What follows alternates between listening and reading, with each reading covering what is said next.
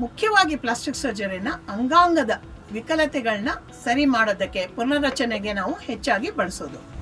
ಚಪ್ಪಟೆಯಾದ ಮೂಗನ್ನು ರಿಪೇರಿ ಮಾಡೋಕ್ಕೋ ಅಥವಾ ಕಿವಿ ರಿಪೇರಿಗೋ ಅಥವಾ ಕೀಲುಗಳಿಗೋ ಸೈಲಾಸ್ಟಿಕ್ ಅನ್ನು ನಾವು ಬಳಸ್ಬೋದು. 6 ಜನ ಇದ್ರಲ್ಲಿ ನಾವು ಪ್ಲಾಸ್ಟಿಕ್ ಬಳಸ್ತೀವಿ ಅಂತ ತಪ್ಪು ತಿಳ್ಕೊತಾರೆ. ತಲೆಯಿಂದ ಕಾಲು ಬೆರಳಿನ ತನಕ ಶರೀರದ ಮೇಲ್ಭಾಗದ ಬೇರೆ ಬೇರೆ ಅಂಗಗಳಲ್ಲಿನ ನಾವು ಅಂಗವಿಕಲತೆಗಳನ್ನ ಸರಿಪಡಿಸ್ಬೋದು.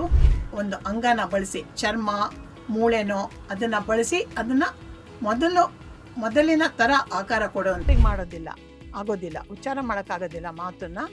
ಮಾತಾಡಬೇಕಾದ್ರೆ ಗಾಳಿ ಬಾಯಿಂದ ಮೂಗಿಗೆ ಬಂದು ಮಾತಾಡೋದು ಒಂಥರ ನೇಸಲ್ ವಾಯ್ಸ್ ಅಂತೀವಿ, ಮೂಗಿಂದ ಮಾತಾಡೋ ಥರ ಇರುತ್ತೆ.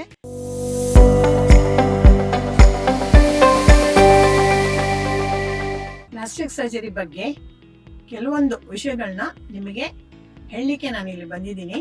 ಪ್ಲಾಸ್ಟಿಕ್ ಸರ್ಜರಿ ಅಂದರೆ ತಲೆಯಿಂದ ಕಾಲು ಬೆರಳಿನ ತನಕ ಶರೀರದ ಮೇಲ್ಭಾಗದ ಬೇರೆ ಬೇರೆ ಅಂಗಗಳಲ್ಲಿನ ನಾವು ಅಂಗವಿಕಲತೆಗಳನ್ನ ಸರಿಪಡಿಸ್ಬೋದು.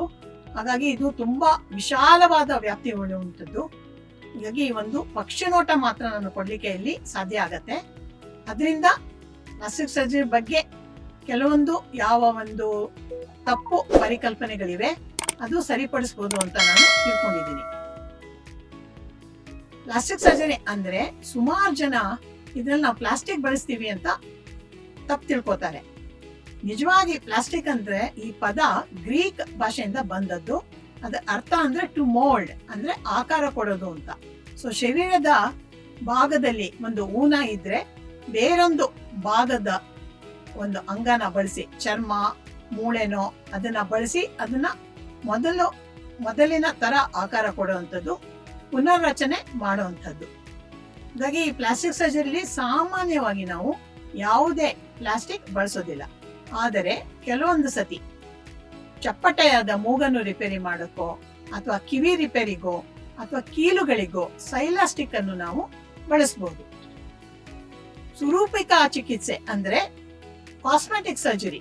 ಪ್ಲಾಸ್ಟಿಕ್ ಸರ್ಜರಿ ಅಂದ್ರೆ ಕಾಸ್ಮೆಟಿಕ್ ಸರ್ಜರಿ ಪೂರ್ತಿ ಅಲ್ಲ, ಪ್ಲಾಸ್ಟಿಕ್ ಸರ್ಜರಿಯ ಒಂದು ಭಾಗ ಮಾತ್ರ ಸುರೂಪಿಕ ಚಿಕಿತ್ಸೆ. ಮುಖ್ಯವಾಗಿ ಪ್ಲಾಸ್ಟಿಕ್ ಸರ್ಜರಿನ ಅಂಗಾಂಗದ ವಿಕಲತೆಗಳನ್ನ ಸರಿ ಮಾಡೋದಕ್ಕೆ ಪುನರ್ರಚನೆಗೆ ನಾವು ಹೆಚ್ಚಾಗಿ ಬಳಸೋದು. ಈ ಅಂಗವಿಕಲತೆ ಅಂದ್ರೆ ಏನು, ಅದರ ಕಾರಣಗಳೇನು? ಕೆಲವೊಂದು ಹುಟ್ಟಿದಾಗಿಂದನ ಬರುವಂತ ಊನಗಳಿವೆ, ಕೆಲವು ಹುಟ್ಟಿದ ನಂತರ ಬೇರೆ ಬೇರೆ ಕಾರಣದಿಂದ ವಿಕಲತೆಗಳು ಉಂಟಾಗ್ತವೆ. ಅಪಘಾತದಿಂದ ಯಾವುದೇ ಶರೀರದ ಒಂದು ಭಾಗ ಹೋಗ್ಬಿಡ್ಬೋದು, ಕಳ್ಕೋಬಹುದು, ಚರ್ಮ ಹೋಗ್ಬಿಡ್ಬೋದು, ಮೂಳೆ ಹೋಗ್ಬಿಡ್ಬೋದು, ಅಥವಾ ಶಸ್ತ್ರಚಿಕಿತ್ಸೆ ನಂತರ ಈ ಕ್ಯಾನ್ಸರ್ ಶಸ್ತ್ರಚಿಕಿತ್ಸೆನೋ ಬೇರೆ ಯಾವುದೋ ಕಾರಣದಿಂದ ಆಪರೇಷನ್ ಮಾಡಿದಾಗ ಅಲ್ಲಿ ಒಂದು ದೊಡ್ಡ ಗಾಯ ಉಳ್ಕೋಬಹುದು. ಅಥವಾ ಕ್ರಿಮಿ ಸೋಂಕು, ಸಾಮಾನ್ಯವಾಗಿ ಬ್ಯಾಕ್ಟೀರಿಯಲ್ ಇನ್ಫೆಕ್ಷನ್, ಅದರಿಂದ ಒಂದು ಶರೀರದ ಒಂದು ಭಾಗ ನಷ್ಟವಾಗಿ ಹೋಗ್ಬೋದು. ಇಂಥ ಒಂದು ಸಂದರ್ಭದಲ್ಲಿ ಪ್ಲಾಸ್ಟಿಕ್ ಸರ್ಜನ್ ಅದನ್ನ ಪುನರ್ರಚನೆಗೆ ಸಹಾಯ ಮಾಡ್ತಾರೆ. ಜನ್ಮದಾರಭ್ಯ ಬರೋ ಊನಗಳು, ಹುಟ್ಟಿನಿಂದ ಬರುವಂತ ಊನಗಳು ಅಂದ್ರೆ ಯಾವುದು?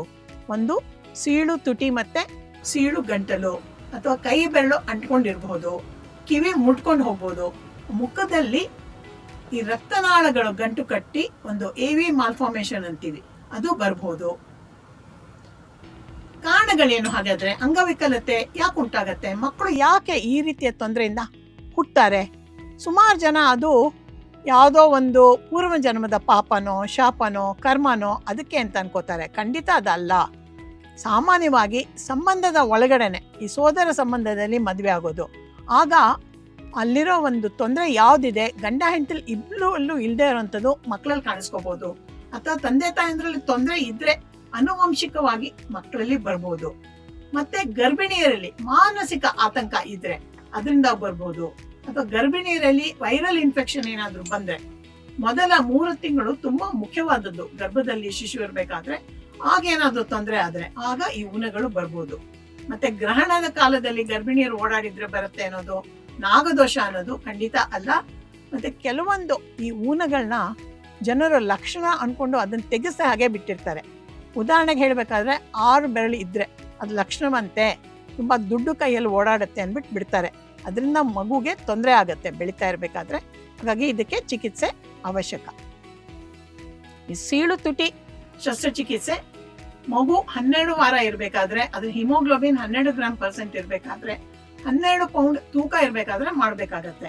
ಯಾಕಂದ್ರೆ ಇದು ತುಂಬಾ ಕ್ಲಿಷ್ಟಕರವಾದ ಚಿಕ್ಕದಾದ ಮಗುವನ್ನ ಮಾಡುವಂತ ಶಸ್ತ್ರಚಿಕಿತ್ಸೆ ಅದು. ಹಾಗಾಗಿ ಒಂದು ನಾರ್ಮಲ್ ವೆಯ್ಟ್ ಆದ್ರೂ ಇರ್ಬೇಕಾಗೆ ಮಗುಗೆ. ಜ್ಞಾನ ತಪ್ಪಿಸಿ ಮಾಡ್ತೀವಿ ಅದನ್ನ. ಅರಿವಳಿಕೆ ತಜ್ಜರು ಸ್ಪೆಷಲ್ ಆಗಿ ಇರುವಂತವ್ರು ಇದನ್ನ ಮಾಡೋದ್ರಿಂದ ಈ ಶಸ್ತ್ರಚಿಕಿತ್ಸೆ ಸುರಕ್ಷಿತವಾಗಿರುತ್ತೆ. ಹೆದರ್ಕೊಳ್ಳುವಂಥದ್ದು, ಗಾಬರಿ ಪಡುವಂಥದ್ದು ಇಲ್ಲ. ಸೀಳು ತುಟಿ ಚಿಕಿತ್ಸೆ ಈ ತರ ಆಪರೇಷನ್ ಮಾಡಿದ್ಮೇಲೆ ಮಗುವಿನ ತುಟಿ ನಾರ್ಮಲ್ ಆಗತ್ತೆ. ಹಾಗೆ ಬಿಟ್ರೆ ಮಗುಗೆ ಈ ತುಟಿಯಿಂದ ಯಾವ ಪದಗಳನ್ನ ಉಚ್ಚರಿಸ್ತೀವೋ ಅದು ಸರಿಯಾಗಿ ಉಚ್ಚಾರ ಮಾಡಕ್ಕಾಗೋದಿಲ್ಲ, ಹಾಲು ಕುಡಿಯಕ್ಕಾಗೋದಿಲ್ಲ, ಮತ್ತೆ ನೋಡೋದಕ್ಕೂ ಅವಲಕ್ಷಣವಾಗಿರುತ್ತೆ ಮಗು. ಹಾಗಾಗಿ ಈ ಆಪರೇಷನ್ ಮಾಡಿಸ್ಬೇಕಾಗತ್ತೆ.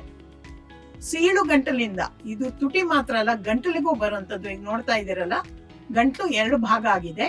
ಇದರಿಂದ ಬಾಯಿ ಮತ್ತೆ ಮೂಗಿನ ನಡುವೆ ಸೀಳು ಬರೋ ಕಾರಣದಿಂದ ಮಗುಗೆ ಉಚ್ಚಾರ ಸರಿ ಆಗೋದಿಲ್ಲ, ಉಚ್ಚಾರ ಮಾಡಕ್ಕಾಗೋದಿಲ್ಲ.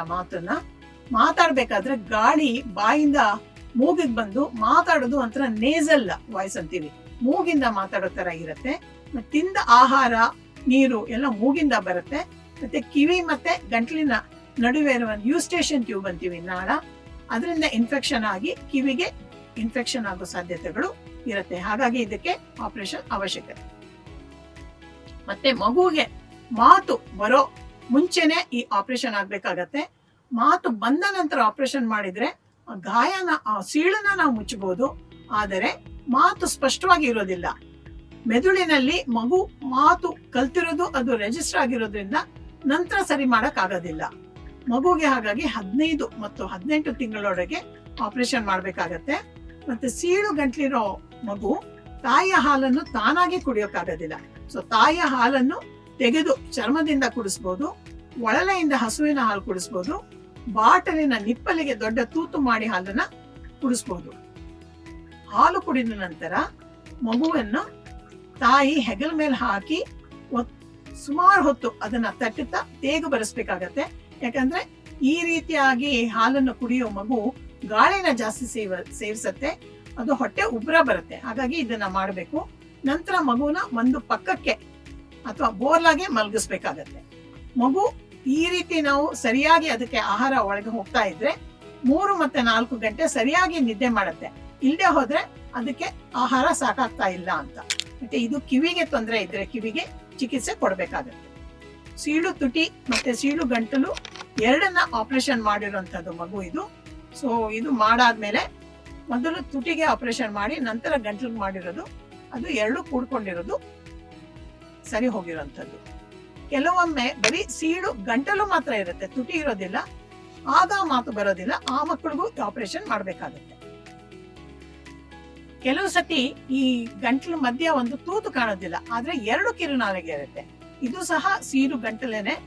ಈ ವ್ಯಕ್ತಿ ಒಂದು ವಯಸ್ಸಾದ ಮಧ್ಯ ವಯಸ್ಸಿನ ಹೆಣ್ಮಗಳು ಬಂದಿರೋದು, ಗೊತ್ತಾಗಿರ್ಲಿಲ್ಲ ಅವ್ರಿಗೆ, ಮಾತು ಸ್ಪಷ್ಟವಾಗಿ ಬರ್ತಿರ್ಲಿಲ್ಲ. ಆಪರೇಷನ್ ಮಾಡ್ಬೇಕಾಯ್ತು ನಾವು, ಆದ್ರೆ ವಯಸ್ಸಾಗಿರೋದ್ರಿಂದ ಮಾತು ಸ್ಪಷ್ಟವಾಗಿ ಬರ್ಲಿಲ್ಲ. ಲೇಟೆಸ್ಟ್ ಹಾಗೂ ಇಂಟ್ರೆಸ್ಟಿಂಗ್ ಸುದ್ದಿಗಳಿಗಾಗಿ ಬಾಸ್ ಟಿವಿ ಕನ್ನಡ ಚಾನೆಲ್ನ ಸಬ್ಸ್ಕ್ರೈಬ್ ಮಾಡಿ, ಹಾಗೆಯೇ ಬೆಲ್ ಐಕಾನ್ ಪ್ರೆಸ್ ಮಾಡಿ. ಇದರ ಜೊತೆಗೆ ಫೇಸ್ಬುಕ್, ಇನ್ಸ್ಟಾಗ್ರಾಮ್, ಎಕ್ಸ್ ನಲ್ಲೂ ಮಿಸ್ ಮಾಡದೆ ಫಾಲೋ ಮಾಡಿ.